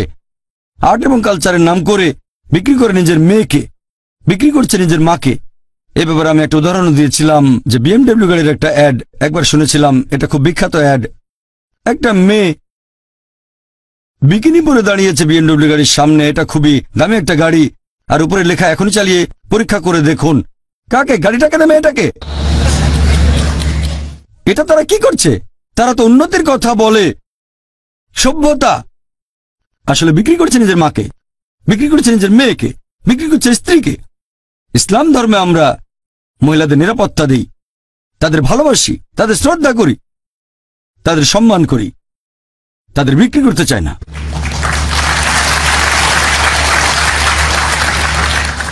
এছাড়াও অনেকে অভিযোগ করে যে ইসলাম ধর্মে উত্তরাধিকারের ক্ষেত্রে মহিলারা কেন অর্ধেক সম্পত্তি পায়। ইসলাম মহিলাদের নিচে নামিয়েছে, উত্তরাধিকার হিসেবে মহিলারা পুরুষের অর্ধেক সম্পত্তি পায়। ছেলে যা পাবে মেয়ে পাবে তার অর্ধেক। এই অবিচারের কারণ কি? পবিত্র কোরআন পড়লে দেখবেন উত্তরাধিকারের কথা অনেক জায়গায় বলা হয়েছে। সূরা বাকারা অধ্যায় 2 আয়াত 180, সূরা বাকারা অধ্যায় 2 আয়াত 240, সূরা নিসা অধ্যায় 4 আয়াত 7 থেকে 9, সূরা নিসা অধ্যায় 4 আয়াত 19, সূরা নিসা অধ্যায় 4 আয়াত 33, সূরা নিসা অধ্যায় 4 আয়াত 176, সূরা মাইদা অধ্যায় 5 আয়াত 105 থেকে 8। এরকম অনেক আয়াতে উত্তরাধিকারের কথা বলা হয়েছে। তবে যে আয়াতটাতে এই ব্যাপারে বিস্তারিত বলা হয়েছে সেটা সূরা নিসা অধ্যায় নম্বর 4 আয়াত 11 ও 12 এবং আয়াত 176। আল্লাহ পবিত্র কোরআনে বলেছেন সূরা নিসা অধ্যায় 4 আয়াত 11, সন্তানের উত্তরাধিকারের কথা যদি বলা হয়, পুত্র এখানে কন্যার চেয়ে দ্বিগুণ অংশ পাবে। যদি শুধু কন্যা থাকে 2 বা ততোধিক, তাহলে প্রত্যেকে পাবে 2/3। যদি মাত্র একজন কন্যা থাকে সে পাবে অর্ধেক। তারপর আয়াতটা বলছে তার পিতা মাতা দুজনেই পাবে 1/6 যদি সন্তান থাকে। কোনো সন্তান না থাকলে সেখানে মা পাবে 1/3। যে মারা গেছে তার যদি কোনো ভাই বোন না থাকে। এই হিসেবটা সব দেনা শোধ করার পর পরের আয়াত সূরা নিসা অধ্যায় নম্বর 4 আয়াত নম্বর 12 বলছে যে তোমার স্ত্রী যদি কোনো সম্পদ রেখে যায় তুমি পাবে অর্ধেক যদি সন্তান না থাকে, আর 1/4 যদি সন্তান থাকে। তোমার স্ত্রীর জন্য সম্পদ রেখে গেলে যদি সন্তান না থাকে তাহলে স্ত্রী পাবে 1/4, আর যদি সন্তান থাকে স্ত্রী পাবে 1/8। মনে রাখতে কষ্ট হতে পারে, তাই বাসায় গিয়ে চেক করবেন সূরা নিসা অধ্যায় নম্বর 4 আয়াত নম্বর 11 ও 12। তবে সামগ্রিকভাবে আমি মানছি যে বেশিরভাগ ক্ষেত্রে মহিলারা পুরুষদের তুলনায় অর্ধেক সম্পত্তি পায়। অনেক সময় বাবা মা সমান অংশের সম্পত্তি পাবে যদি সন্তান না থাকে, তবে সামগ্রিকভাবে বেশিরভাগ ক্ষেত্রে মহিলারা অর্ধেক পায়। এরকম করার পেছনে যুক্তিটা কি? যুক্তিটা হচ্ছে যে ইসলাম ধর্মে মহিলারা পুরুষদের তুলনায় বেশি অর্থনৈতিক নিরাপত্তা পেয়ে থাকে। ইসলামে দায়িত্বটা থাকে তার বাবার অথবা তার ভাইয়ের সেই মহিলার বিয়ে হওয়ার আগে, এরপর দায়িত্ব সেই মহিলার স্বামীর অথবা ছেলের বিয়ে হওয়ার পরে, এরপর থাকা খাওয়া পোশাক পরিচ্ছদ সবকিছু তারা বহন করে। তাহলে এখানে অর্থ উপার্জন করার দায়িত্ব পুরুষদের উপর, মহিলাদের উপর না। এখন আল্লাহ সুবহানাহু ওয়া তাআলা যেহেতু পুরুষদের উপর অর্থনৈতিক দায়িত্ব দিয়েছেন আর আল্লাহ সুবিচার করেন, পবিত্র কোরআনে আছে সূরা নিসা অধ্যায় 4 আয়াত 40, আল্লাহ সুবহানাহু ওয়া তাআলা কারো উপর অনুপরিমাণও জুলুম করেন না। ধরেন একজন লোক মারা গেল, সে রেখে গেল দুজন সন্তান, একটা ছেলে একটা মেয়ে। স্ত্রী আর অন্যান্য আত্মীয় স্বজনের অংশ দেওয়ার পর ধরেন 1,50,000 টাকা অবশিষ্ট আছে। ইসলামিক শরিয়া অনুযায়ী এক ছেলে আর এক মেয়ে, অন্য সবার অংশ দেওয়ার পর 1.5 লক্ষ টাকা আছে। এখানে ছেলে পাবে 1 লক্ষ টাকা আর মেয়ে পাবে 50,000 টাকা। এখন আমি আপনাদের প্রশ্ন করি, কোনটা বেশি ভালো? যে 1 লক্ষ টাকার সম্পত্তি পেলেন আর হয়তো 90,000 টাকা খরচ করলেন পরিবারের পেছনে, কারণ ছেলে যদি 1 লক্ষ টাকা পায় এটা পরিবারের জন্য খরচ করতে হবে, নাকি এটা ভালো যে 50,000 পেলেন আর একটা পয়সা খরচ করলেন না আপনি? কারণ মেয়ে যে টাকা পাচ্ছে তা থেকে নিজের ভরণ পোষণের জন্য তাকে একটা টাকাও খরচ করতে হবে না। তার যাবতীয় ভরণ পোষণের দায়িত্ব হচ্ছে পরিবারের পুরুষদের উপর। তাহলে 50,000 টাকা পেয়ে 1 টাকাও খরচ করবেন না, এটা 1 লক্ষ টাকা পেয়ে 80-90,000 টাকা পরিবারের পেছনে খরচ করার চেয়ে অনেক বেশি ভালো। এখন আল্লাহ অর্থনৈতিক দায়িত্বটা পরিবারের পুরুষদের উপর দিয়েছেন, সেজন্য পুরুষরা এখানে দ্বিগুণ সম্পত্তি পাচ্ছে। তবে সামগ্রিকভাবে দেখলে আপনারা বুঝতে পারবেন যে মহিলারা অনেক বেশি উপকার পাচ্ছে অর্থনৈতিক ক্ষেত্রে পুরুষদের তুলনায়। মহিলারা অর্থনৈতিক নিরাপত্তা পাচ্ছে। এছাড়াও আপনারা দেখবেন কমন একটা অভিযোগ, সময় বেশি নেই সবগুলো বলতে পারছি না, কমন অভিযোগটা জিহাদ। আর শুধু অমুসলিম নয়, অনেক মুসলিমদের মধ্যে এই ভুল ধারণা আছে যে একজন মুসলিম যদি কোনো রকম যুদ্ধ করে, সে যে কোনো কারণে, হতে পারে ব্যক্তিগত স্বার্থ উদ্ধার, হতে পারে খ্যাতি বা পলিটিক্সের জন্য, সেটাকে বলা হয় জিহাদ। একজন মুসলিম যদি কোনো কারণে যুদ্ধ করে সেটা জিহাদ না। জিহাদের মূল আরবি শব্দটা হচ্ছে জাহাদা, যার মানে চেষ্টা করা বা সংগ্রাম করা। ইসলামিক শরিয়া অনুযায়ী এর মানে, ইসলামিক পরিভাষায় জিহাদ মানে নিজের খারাপ প্রবৃত্তিগুলোর বিরুদ্ধে চেষ্টা আর সংগ্রাম করা। আরেকটা মানে হচ্ছে সমাজকে ভালো করার জন্য চেষ্টা করা। আরও একটা মানে যুদ্ধের মধ্যে আত্মরক্ষার জন্য লড়াই করা। এর আরেকটা মানে অত্যাচার আর অবিচারের বিরুদ্ধে চেষ্টা সংগ্রাম করে যাওয়া। জিহাদ মানে চেষ্টা করা বা সংগ্রাম করা। আরো ভুল ধারণা আছে, অনেক লোকে বলে যে জিহাদ শব্দের মানে পবিত্র যুদ্ধ। যদি পবিত্র যুদ্ধ শব্দটার আরবি করেন সেটা হারবুম মুকাদ্দাসা, আর কোরআন পড়লে দেখবেন এই পবিত্র কোরআনের কোনো জায়গায় বা কোনো সহিহ হাদিসে হারবুম মুকাদ্দাসা শব্দটা ব্যবহার করা হয়নি। তাহলে জিহাদ মানে পবিত্র যুদ্ধ না। এই পবিত্র যুদ্ধ শব্দটা প্রথম ব্যবহার করেছে পশ্চিমা লোকজনেরা। এটা দিয়ে তারা বোঝাতো ক্রুসেড। খ্রিস্টানরা একসময় অনেক দেশ জয় করেছিল, খ্রিস্টান ধর্মের দোহাই দিয়ে হাজার হাজার মানুষ হত্যা করেছিল, এটাকে বলা হয় পবিত্র যুদ্ধ। ইসলাম অনুযায়ী জিহাদ মানে পবিত্র যুদ্ধ না। জিহাদের একটা টাইপ হতে পারে যুদ্ধ করা, সেটা হচ্ছে কিতাল, আর সেটা আল্লাহ সুবহানাহু ওয়া তাআলার পথে যুদ্ধ করা। এই জিহাদের উপর আমি একটা পুরো লেকচার দিয়েছিলাম চেন্নাই শহরে 1.5 বছর আগে। সেই লেকচারটা আপনারা দেখতে পারেন। আর আপনারা দেখবেন কিছু লোক বেছে বেছে কোরআনের কয়েকটা আয়াত নিয়ে বলে যে পবিত্র কোরআন বলছে যখনই কাফিরকে দেখবে তাকে হত্যা করবে, তার মানে কোনো অমুসলিমকে দেখলেই তাকে মেরে ফেলো, এটা একটা বর্বর ধর্ম। এরকম খুব বিখ্যাত একটা আয়াত সূরা তাওবা অধ্যায় নম্বর 9 আয়াত নম্বর 5। ইসলামের সমালোচকরা বলেন, যেমন অরুণ সুরি একটা বই লিখেছেন দ্য ওয়ার্ল্ড অফ ফতোয়া, সেখানে সূরা তাওবার 5 নম্বর আয়াতের উদ্ধৃতি দিয়ে বলেছেন এই কোরআন বলছে যখনই তুমি কাফিরকে দেখবে, ব্র্যাকেটের মধ্যে লিখে দিয়েছেন হিন্দু, তাকে হত্যা করো। আপনি কোরআন খুললে দেখবেন সূরা তাওবা অধ্যায় নম্বর 9 আয়াত নম্বর 5, সেখানে আছে যখনই কোনো কাফিরকে দেখবে মেরে ফেলো। তবে এখানে উদ্ধৃতি দেওয়া হয়েছে কোনো প্রসঙ্গ ছাড়া। প্রসঙ্গটা জানলে বুঝতে পারবেন সূরা তাওবার শুরুর দিকের আয়াতগুলো অধ্যায় নম্বর 9, এখানে মুসলিম আর মক্কার মুশরিকদের মধ্যে একটা চুক্তির কথা বলা হয়েছে। মুশরিকরা ইচ্ছে করে এই চুক্তির শর্তগুলো ভঙ্গ করেছিল। যখন আল্লাহ সুবহানাহু ওয়া তাআলা তাওবার 5 নম্বর আয়াত পর্যন্ত নাজিল করলেন, সেখানে তিনি মুশরিকদের উদ্দেশ্যে বললেন সব ঠিক করে ফেলো 4 মাসের ভেতরে, তা না হলে যুদ্ধ ঘোষণা করা হবে। আর সেই যুদ্ধ ক্ষেত্রে আল্লাহ সুবহানাহু ওয়া তাআলা বলেছেন যখনই কাফিররা মানে শত্রুরা আসবে তাদের সাথে লড়াই করে হত্যা করো।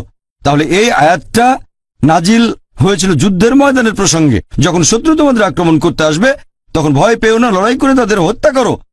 এখন একজন আর্মি জেনারেল তার সৈনিকদের মনোবল চাঙ্গা করার জন্য এভাবে তাদের বলবে যে তোমরা ভয় পেও না, লড়াই করে শত্রুদের মারো, বলবে না শত্রুদের মেরে ফেলো না, যুদ্ধ করো না। তাহলে কোরআনের এই আয়াতটা নাজিল হয়েছিল একটা যুদ্ধের প্রসঙ্গে।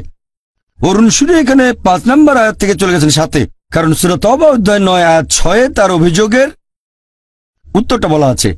6 নম্বর আয়াত বলছে, যদি তোমার শত্রুরা আশ্রয় চায়, যদি শান্তি চায়, শুধু শান্তি দিও না, তাদেরকে একটা নিরাপদ জায়গায় পৌঁছে দিয়ে এসো, যাতে করে তারা আল্লাহ সুবহানাহু ওয়া তাআলার বাণী শুনতে পারে।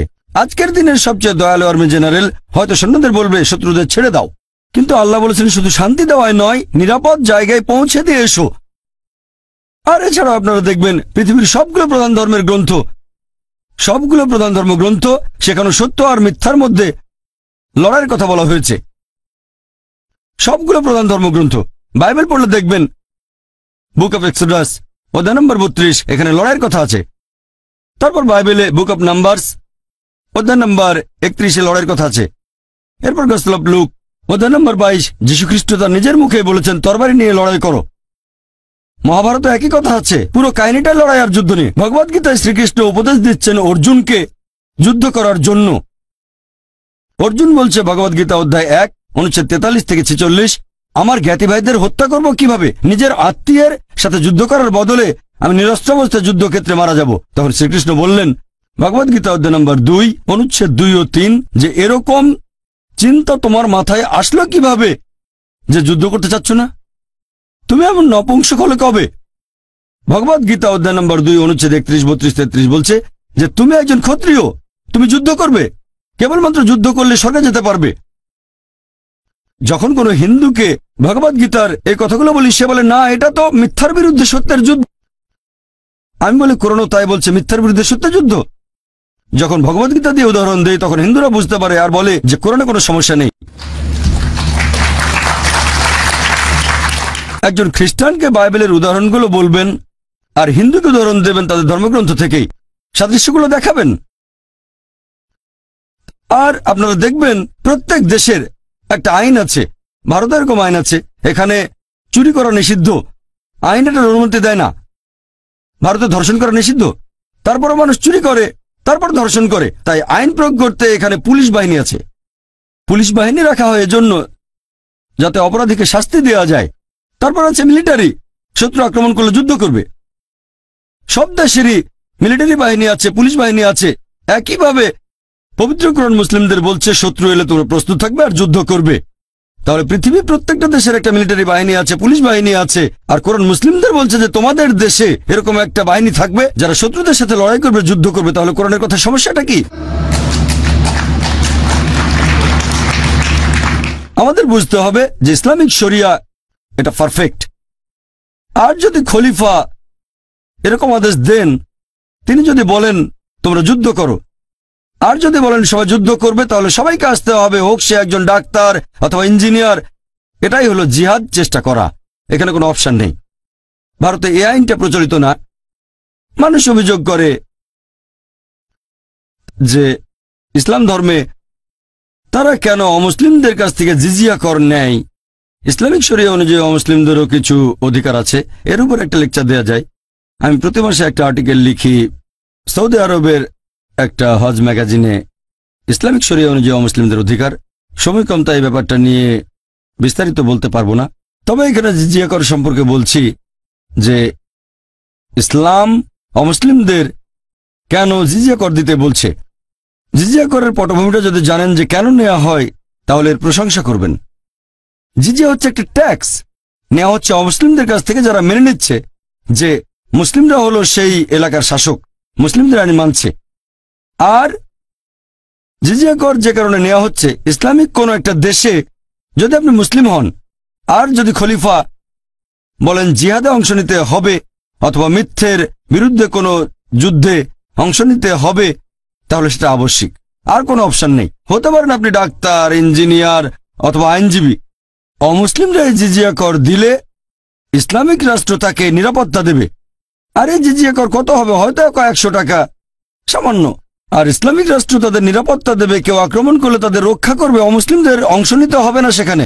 কেউ যদি অপশন দেয় যে শত্রু আক্রমণ করলে আপনাকে যুদ্ধ করতে হবে, অথবা 100 টাকা ট্যাক্স দিয়ে ঘরে বসে থাকবেন, শান্তিতে নিরাপত্তা পাবেন, আমি দ্বিতীয়টা বেছে নেব। মাত্র 100 টাকা ট্যাক্স দিয়ে ঘরের মধ্যে শান্তিতে বসে থাকবো, কোনো ভয় নেই, রাষ্ট্র আমাকে নিরাপত্তা দেবে।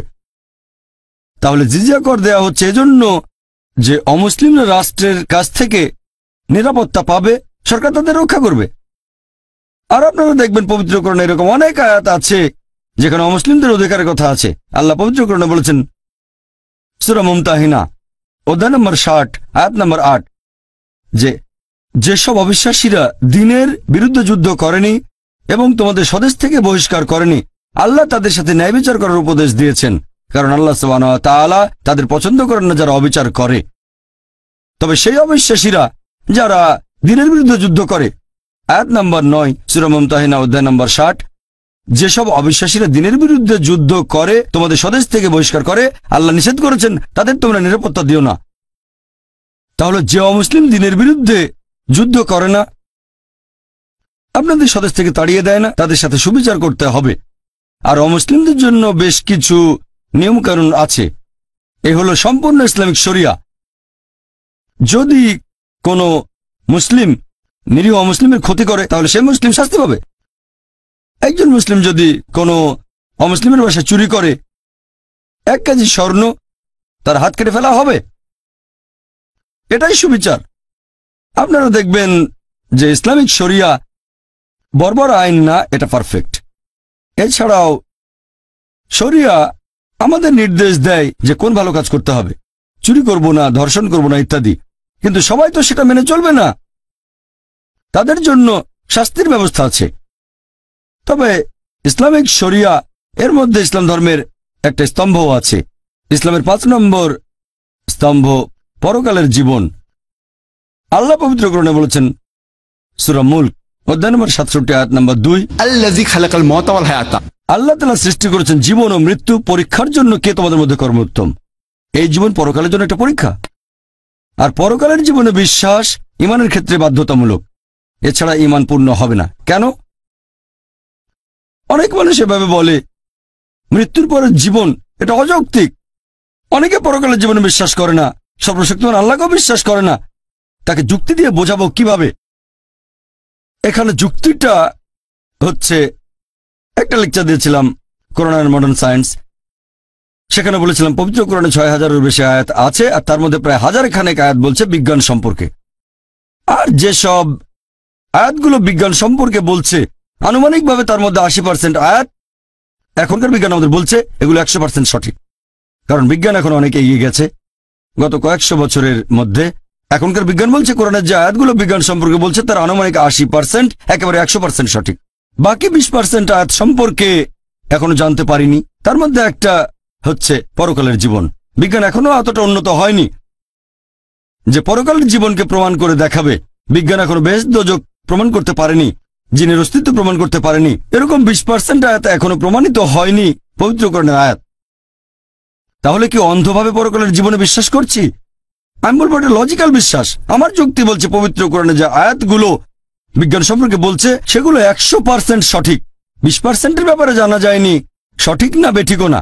আমার যুক্তি বলছে যে ইনশাআল্লাহ এই 20%ও সঠিক হবে।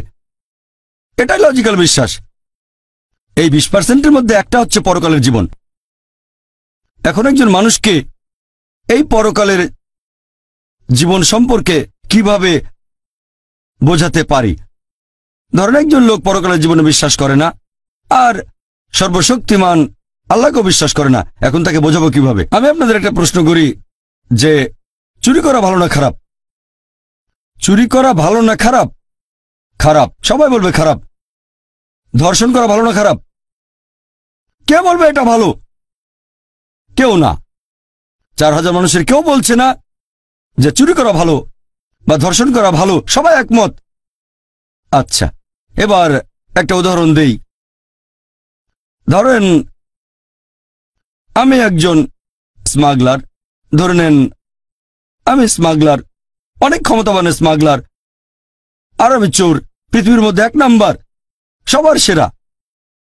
আর ধরেন আপনারা কেউ পরকালের জীবনে বিশ্বাস করেন না, আল্লাহকে বিশ্বাস করেন না।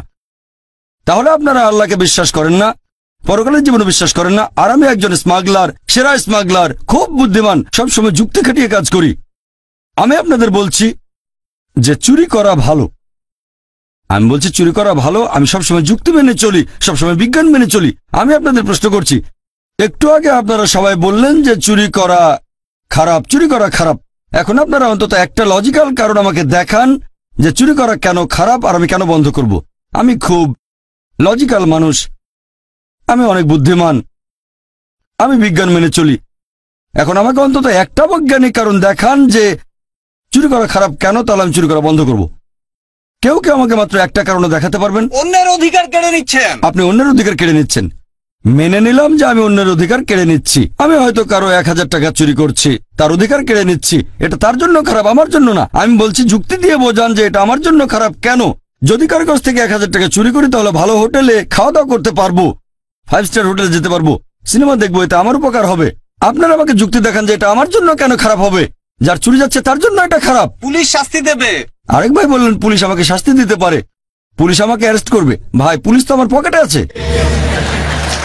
মন্ত্রী মিনিস্টার আমার পকেটে। বলছি তো আমি হচ্ছি সেরা স্মাগলার, পৃথিবীর মধ্যে 1 নাম্বার। আপনি ছোটখাটো চোর, তাই চুরি করলে ধরা পড়ে যাবেন। আমি হচ্ছি সেরা চোর, মাফিয়ার নাম শুনেছেন? পুলিশ আমার পকেটে থাকে, মন্ত্রী মিনিস্টারের পকেটে, তারপর কোর্টের জজ আমার পকেটে, সবাইকে আমি টাকা দেই। আমাকে একটা কারণ দেখান যে এটা কেন খারাপ। হ্যাঁ, মনে রাখবেন প্রথমেই বলেছি যে ধরে নেবেন আপনারা হলেন সেই সব মানুষ যারা আল্লাহকে বিশ্বাস করে না, পরকালে বিশ্বাস করে না, আর আমি স্মাগলার। এখন আপনারা আমাকে বোঝাবেন যে চুরি করা খারাপ। মাত্র একটা লজিক্যাল কারণ দেখান। এটা তো হারাম, চুরি করা হারাম কাজ। হারাম? হ্যাঁ হারাম আপনার কাছে, আপনি চুরি করবেন না, কিন্তু আমার কাছে তো হারাম না। আপনার কাছে হারাম হলে, নিষিদ্ধ হলে আপনি চুরি করবেন না। কে আপনাকে চুরি করতে বলছে? আমি বলছি আমাকে প্রমাণ দেখান। আমি খুব লজিক্যাল মানুষ, মাত্র একটা লজিক্যাল কারণ দেখান যে এটা কেন খারাপ, তাহলে আমি আর চুরি করবো না। মাত্র একটা, দুটো লাগবে না, মাত্র একটা কারণ দেখান লজিক্যাল। একদিন আপনারও চুরি যাবে। একদিন আমারও চুরি যাবে? খুব ভালো ভাই, খুব বুদ্ধিমান, অন্য কেউ চুরি করবে। ভাই বলেছি তো আমি 1 নম্বর মাফিয়া। আমার 100 জন বডিগার্ড, 100 জন বডিগার্ড স্টেজের পেছনে আছে, সবার কাছে AK-56 রাইফেল। ছোটখাটো চোরের বাসা চুরি হতে পারে, আমি তো পৃথিবীর 1 নাম্বার। আমার সঙ্গে বডিগার্ড থাকে, এখানে চোর আসবে না। আপনি তো আপনার সব সম্পদ নিয়েই মারা যাবেন, কোনো লাভ হবে না। কি বললেন? সব সম্পদ নিয়েই মারা যাবেন। কি নিয়ে মারা যাব? সব সম্পদ নিয়ে। সব সম্পদ নিয়ে মারা যাব? আমরা সবাই মারা যাব, এতে সমস্যা কি? সবাই তো মারা যাব, আপনি মরবেন না? মারা যাওয়ার আগে জীবনটা উপভোগ করব। আপনি মারা যাবেন, আমিও মারা যাব, তবে মারা যাওয়ার আগে আমি থাকবো 5 স্টার হোটেলে, আমি অনেক ভালো খাবার খাবো। সমস্যা কি? আমরা তো সবাই মারা যাব। আপনার বিবেক বাধা দেবে। আমার বিবেক এখানে বাধা দেবে? ভাই বিবেক এখানে কোনো ঝামেলা করবে না। আমি খুব লজিক্যাল মানুষ, আপনার বিবেক বলছে তাই আপনি চুরি করবেন না। আমি খুব লজিক্যাল মানুষ, আমার বিবেক কখনো বাধা দেয় না। আমি আপনাদের বলছি আমাকে একটা লজিক্যাল কারণ দেখান। আপনার বিবেক যদি বলে খারাপ কাজ, আপনি চুরি করবেন না, আমি তো বলছি এটা ভালো, চুরি করলে আমার উপকার হবে, জীবন উপভোগ করতে পারবো, তাহলে কেন খারাপ? এটা তো ভালো।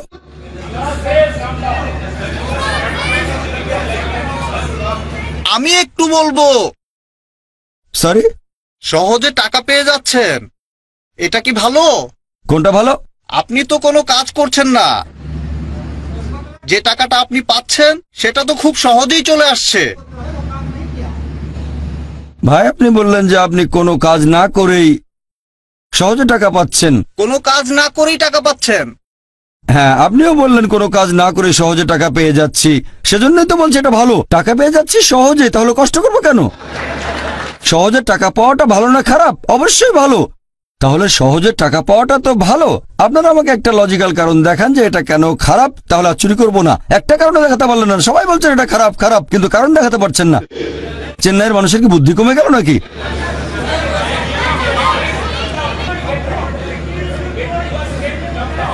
সরি ভাই, আমি শুনতে পাচ্ছি না। আপনি তো তাহলে আমেরিকানদের মতো হয়ে যাবেন। আমি আমেরিকানদের মতো হয়ে যাব? হ্যাঁ, আমেরিকানদের মতো। আমি হয়ে যাব জর্জ বুশ। আচ্ছা ঠিক আছে, ভালো। আপনাদের উত্তর দেওয়ার সময় শেষ। মানুষের জিনিস চুরি করেন, তাহলে একদিন আপনার জিনিসও চুরি যাবে। ভাই বলেন আমি চুরি করলে আমারও চুরি যাবে? আমি তো বলেছি আমার বডিগার্ড আছে, এই কথাটা শোনেননি? আমার বডিগার্ড আছে, কেউ চুরি করতে পারবে না।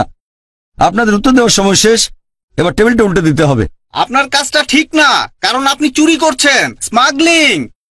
এতে করে সমাজের আচ্ছা ঠিক অনেক আছে, ক্ষতি আপনাদের হচ্ছে। উত্তর দেওয়ার সময় শেষ। অনেক শত্রু তৈরি হবে। আমার শত্রু থাকলে সমস্যা নেই, আমার কেউ ক্ষতি করবে না, আমার আছে বডিগার্ড। আপনাদের উত্তর দেওয়ার সময় শেষ, এবার আমি উত্তরটা বলছি। আপনাদের উত্তরটা বলছি। আমি আগে বলেছিলাম এটা একটা উদাহরণ। ধরেন একজন লোক আপনার কাছে এসে জিজ্ঞেস করলো যে কিভাবে প্রমাণ করবেন ইসলামিক শরিয়া নিখুঁত।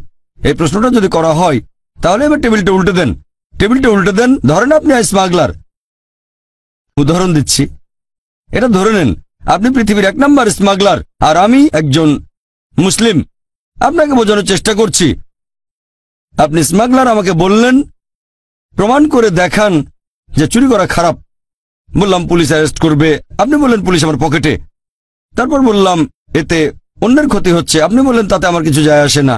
বললাম বিবেক দংশন করবে, বললেন আমার বিবেকই নেই, দংশন করবে কে আমাকে? তারপর আমি বললাম আপনার থেকে কেউ চুরি করে নেবে, আপনি বললেন আমার বডিগার্ড আছে। মুসলিম হিসেবে আমি যেটা করব এইসব কথা বলার পাশাপাশি সেটা আমি আল্লাহ সুবহানাহু ওয়া তাআলার অস্তিত্বকে প্রমাণ করব। যে লোকটা পৃথিবীর মধ্যে 1 নম্বর মাফিয়া, স্মাগলার অথবা চোর, তার কাছে বস্তুবাদী সবার আগে, নিজেকে সে ক্ষমতাবান মনে করে থাকে, খুব ক্ষমতাবান সে। প্রথমেই আমি তার সামনে আল্লাহ তাআলার অস্তিত্ব প্রমাণ করে দেখাবো। এটা করেছি একটা লেকচারে, is the Quran God's word. এখন যদি কেউ এই লেকচারটা is the Quran God's word খোলা মন নিয়ে দেখেন তাহলে আপনিও মানবেন যে সবচেয়ে ক্ষমতাবান আল্লাহ সুবহানাহু ওয়া তাআলা, সর্বশক্তিমান ঈশ্বর। তার সামনে প্রমাণ করে দেখাবো সে সর্বশক্তিমান নয়, সর্বশক্তিমান আল্লাহ সুবহানাহু ওয়া তাআলা। প্রমাণ করবো পবিত্র কোরআন আর বিজ্ঞান দিয়ে। 1 নম্বর পয়েন্ট। 2 নম্বর পয়েন্ট, সে তখন বলবে আচ্ছা আমি মেনে নিলাম যে ঈশ্বর সর্বশক্তিমান, কিন্তু তিনি কোন টাইপের ঈশ্বর? আমার তো কিছু হচ্ছে না। হ্যাঁ, কথাটা ঠিক। এরকম অনেক দৃষ্টান্ত দেখবেন, অনেকে স্মাগলার চুরি করে কিন্তু তাদের কিছুই হচ্ছে না। কে ঠিক বলেছি? অনেকে আছে এরকম, হাজার হাজার চোর আছে, অনেকে বড় বড় অপরাধী, তারা খুব আরামের সাথে জীবন কাটায়, তাদের কিছুই হচ্ছে না, স্বাভাবিকভাবে মারা যাচ্ছে। হ্যাঁ, কেউ হয়তো খুন হয়, কেউ বা অ্যারেস্ট হয়, তবে অনেকেই জীবনটাকে উপভোগ করে মারা যায়, স্বাভাবিকভাবে মারা যায়। এখন সে প্রশ্ন করবে ঈশ্বর যদি এমন মহান হন তাহলে শাস্তি দিচ্ছেন না কেন? এটা আবার কোন ধরনের সুবিচার? আল্লাহ পবিত্র কোরআনে বলেছেন, সূরা নিসা অধ্যায় নম্বর 4 আয়াত নম্বর 40, আল্লাহ সুবহানাহু ওয়া তাআলা কারো প্রতি অনুপরিমাণ জুলুম করেন না, তিনি কারোর সাথে অবিচার করেন না। আর আপনি যদি কাউকে জিজ্ঞেস করেন, সে জানে যে সবার উপরে সে নয়, প্রমাণ করেছেন সে সবার উপরে না, তখন যদি অবিচার করা হয় অন্য কারোর সাথে সে কিছু বলবে না। তবে কেউ চায় না নিজের প্রতি অবিচার হোক। একজন লোক অন্য কারো মা বা স্ত্রীকে ধর্ষণ করলো, তাকে মৃত্যুদণ্ড দিলে আপনারা বলবেন বর্বর আইন। যদি ধর্ষণ করা হয় আপনার মাকে, তখন মনে হবে যে মৃত্যুদণ্ড সবচেয়ে ভালো। অবিচার যদি হয় আপনার সাথে, তখন বুঝতে পারবেন যে সুবিচার করতে হবে। সবাই এখানে একমত হবেন যে অবশ্যই সুবিচার করতে হবে। এখন প্রশ্ন হচ্ছে এই পৃথিবীতে আমরা সুবিচার করব কিভাবে? সবাই তো সুবিচার পাবে না। যেমন ধরেন, আপনি এটা জানেন যে হিটলার 60 লক্ষ ইহুদিকে হত্যা করেছিল। কতজন? 60 লক্ষ ইহুদি। ধরেন আপনি আজকে হিটলারকে ধরলেন, তাকে এখন কি শাস্তি দেবেন? কি শাস্তি দেবেন? ম্যাক্সিমাম তাকেও গ্যাস চেম্বারে পাঠিয়ে দেবেন। তাতে মাত্র একটা জীবনের ক্ষতিপূরণ হবে, বাকি 59,99,999 জন ইহুদি ছিল, তাদের ব্যাপারে কি হবে? তারা সুবিচার পাবে না? এটা আবার কোন ধরনের আইন? একে সুবিচার বলবেন? আল্লাহ পবিত্র কোরআনে বলেছেন, সূরা আলে ইমরান অধ্যায় নম্বর 3 আয়াত নম্বর 185, যে কুল্লু নাফসিন যায়কাতুল মউত, জীব মাত্রই মৃত্যুর স্বাদ গ্রহণ করবে, আর চূড়ান্ত বিচার হবে রোজ কিয়ামতের দিনে। আর যাকে দোজখের আগুন থেকে দূরে রাখা হবে, বেহেশতে নেওয়া হবে, সে পৃথিবীর উদ্দেশ্য অর্জনে সফল কাম। কারণ এই পার্থিব জীবন এটা ছলনাময় ভোগ বিলাসিতা ব্যতীত আর কিছুই নয়। তাহলে চূড়ান্ত হিসাব কিতাব, চূড়ান্ত বিচার সেটা হবে রোজ কিয়ামতের দিনে। সেটাই হচ্ছে চূড়ান্ত হিসাব কিতাব। তাহলে যেভাবে একজন মাফিয়াকে বাধা দেবেন, কেউ তার ক্ষতি করতে পারবে না, মন্ত্রী মিনিস্টার পকেটে, জজ তার পকেটে, পুলিশ তার পকেটে, সেটা হচ্ছে আখিরাতের জীবনের শাস্তি। এটা দিয়ে ইসলামিক শরিয়া সম্পূর্ণ হয়। পরকালের জীবনে বিশ্বাস। তাহলে শরিয়ার লেভেল 3টা। 1 নাম্বার হচ্ছে যে সাধারণ কিছু আইন, চুরি করো না, ধর্ষণ করো না। 2 নাম্বার, চুরি অথবা ধর্ষণ করলে শাস্তি পেতে পারেন। 3 নাম্বার, যেসব লোক আইন মেনে চলতে চায় না তারা ধরা পড়লে শাস্তি পাবে। তবে সব জায়গায় তো ইসলামিক শরিয়া নেই। আমেরিকা ইসলামিক শরিয়া প্রচলিত না, ভারতে ইসলামিক শরিয়া নেই, তাহলে পৃথিবীতে কোনো শাস্তি পাচ্ছে না। তারা আসলে শাস্তিগুলো পাবে আখিরাতে। আর আল্লাহ সুবহানাহু ওয়া তাআলা যদি আখিরাতে হিটলারকে শাস্তি দিতে চান, আল্লাহ পবিত্র কোরআনে বলেছেন সূরা নিসা অধ্যায় নম্বর 4 আয়াত নম্বর 56, যারা আমার আয়াত প্রত্যাখ্যান করে তাদের দোজখের আগুনে দগ্ধ করব, আর তাদের চামড়া যখন পুরোপুরি দগ্ধ হয়ে যাবে সেখানে নতুন চামড়া দেওয়া হবে যাতে তারা ব্যথা অনুভব করতে পারে। এখনকার বিজ্ঞান জানতে পেরেছে আমাদের চামড়ার নিচে পেইন রিসেপ্টর থাকে। তাহলে আল্লাহ সুবহানাহু ওয়া তাআলা যদি হিটলারকে পোড়াতে চান 60 লক্ষ বার, তিনি তা পারেন। 1 কোটি 20 লক্ষ বার করতে পারেন, সেটাই পৃথিবীতে করবেন না। তাহলে চূড়ান্ত বিচার হবে আখিরাতে, এখানে শাস্তির অংশবিশেষ পেতে পারেন। তবে আসল হিসাব কিতাব, একেবারে চূড়ান্ত বিচার হবে রোজ কিয়ামতের দিনে। আর আল্লাহ সুবহানাহু ওয়া তাআলা হলেন মালিক ইয়াউমিদ্দিন, তিনি কর্মফল দিবসের মালিক। তাহলে চূড়ান্ত শরিয়া আর ইসলামিক আইন তখনই বুঝতে পারবেন যদি বিশ্বাস করেন আখিরাতে। যদি আখিরাতে বিশ্বাস না করেন তাহলে চুরি করাকে খারাপ বলবেন না, ধর্ষণকে খারাপ বলবেন না, এই সব কিছুকে তখনই খারাপ বলতে পারবেন যদি পরকালের জীবন থাকে। তাহলে এই হলো পরিপূর্ণ শরিয়া। আমি একটা উদাহরণের কথা বলে আমার লেকচার শেষ করব। যখনই আপনি শরিয়াকে বিচার করতে যাবেন, বিশুদ্ধ উৎস দিয়ে বিচার করবেন, মানে পবিত্র কোরআন আর আমাদের নবীর সুন্নত অর্থাৎ সহিহ হাদিস। এখানে একজন মুসলিমের কাজ বা মুসলিম সমাজের কাজ দেখব না, কারণ মিডিয়া এখন যেটা করে তারা সমাজের কিছু কুলাঙ্গারকে বেছে নেয়, কুলাঙ্গার কিছু লোককে তুলে ধরে প্রচার করে এরাই সেই লোকগুলো, এরাই হচ্ছে আদর্শ মুসলিম, মুসলিমদের দৃষ্টান্ত। আপনার মিডিয়ায় দেখবেন খবরের কাগজে এভাবে লেখা হবে, যদি 50 বছরের মুসলিম পুরুষ 16 বছরের মেয়েকে বিয়ে করে, এরকম কোন খবর থাকলে সেটা আসবে একেবারে হেডলাইনে। 50 বছরের মুসলিম পুরুষ 16 বছরের মেয়েকে বিয়ে করেছে, হেডলাইন। যদি 50 বছরের একজন অমুসলিম 6 বছরের একটা মেয়েকে ধর্ষণ করে, সেটা হবে ছোট করে খবর। এক পাশে মিডিয়া এটা করছে। আমি জানি প্রত্যেক সম্প্রদায়ের ভেতরেই কিছু কুলাঙ্গার থাকে, কিছু লোক নিজেদের মুসলিম বলে কিন্তু শরিয়া মেনে চলে না। ইসলাম বলছে মদ পান করো না, মাদকদ্রব্য নিও না। এরকম অনেক মুসলিম আছে যারা এসব কাজে অমুসলিমদের চেয়েও পাকা।